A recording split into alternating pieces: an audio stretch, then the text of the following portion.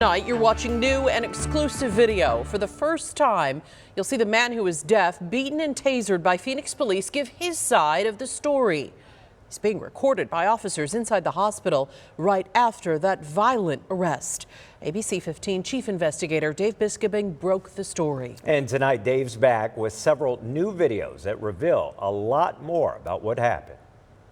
This case is a messy one for Phoenix police. It's got the nation's attention. It's under internal investigation.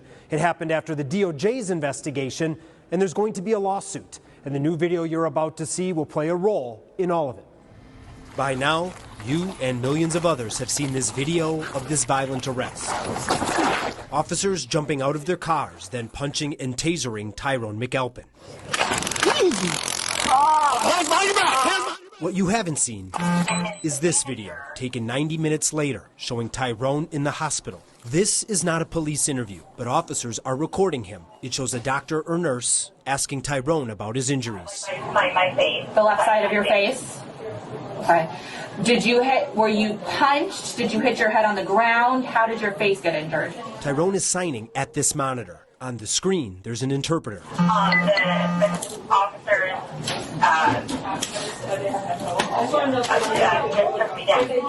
I guess I was sitting on my face, and I told them I was kind of giving it to my ears, like, hey, I can't hear, pointing to my ears. I was just trying to show some gestures, and then the cops, and that's the cops that grabbed me, so I was trying to show, like, hey, I can't hear, pointing to my ears, and they stopped, and they grabbed me. Okay. Again. That's from Tyrone right after the arrest, before he's ever spoken to a lawyer. And to repeat, he says he raised his arms, tried to point to his ears, but officers grabbed him too quickly. I was trying to tell them that I was that I have a disability. Do you have any health problems or disabilities aside from being deaf? Tyrone and his attorneys say he also has cerebral palsy. So back when I was like 3 or 4 years old, I used to walk with a walker. Okay. And I had braces on both of my legs. Did you pass out? With the taser. Tyrone told the medical worker he had trouble seeing out of his left eye, plus neck pain, chest pain, trouble breathing, and when moving to lift his shirt, he yelped in pain. Now, we also got more body camera video that explains a lot more about what officers knew before and after the arrest. So let's start at the very beginning. This never-before-seen footage shows what the first officer was told, heading to a trespassing/fight call from workers at a Circle K. Aggressor, white female? Woo! I wonder what he said. What the hell did he say? And that's a joke, by the way, body camera. It's a joke. I give you permission to laugh at the joke. The officer joking with his own body camera is Officer Ben Harris. As he drives, dispatch clarifies the aggressor is actually a white man, something Officer Harris repeats to himself. White male, 20s, gray shirt, blue shorts. White male, 20s, gray shirt, blue shorts.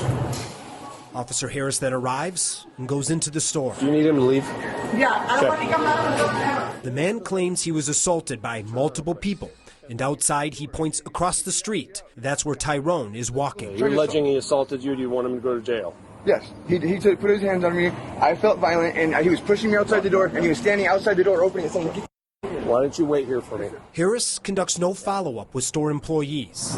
Hey, buddy, stop where you're at. Now, we've shown what happens next plenty of times. We're not going to play it all in this report. Apparently he's deaf, and signs, so I don't know. So let's get to what happens after Tyrone is arrested. As other officers investigate, they continue to learn that what this guy claimed was false. In fact, back at the store, Circle K employees say he also got into a fight the night before with someone else. He got into it with somebody in the parking lot. The white dude. The white dude got into it with somebody in the parking lot. That person hit him in the face and busted his face open. So he bled, the one that made the complaint today. Yeah, because we could see when she showed up, you could see the blood on his foot. Okay, that was from last night. Yeah, okay. Okay, because the one with the black guy today, they didn't even fight. I don't even think that he threw a punch. They were doing the boxing stuff, yeah. But they never did make contact. No, that they didn't. I'm telling you, we were all standing right here. The guy told him to leave. Like, we were telling him to leave, the white guy wouldn't listen. at all. Right. That's what she was telling me. Wouldn't listen. So then the black guy was like, hey man, leave.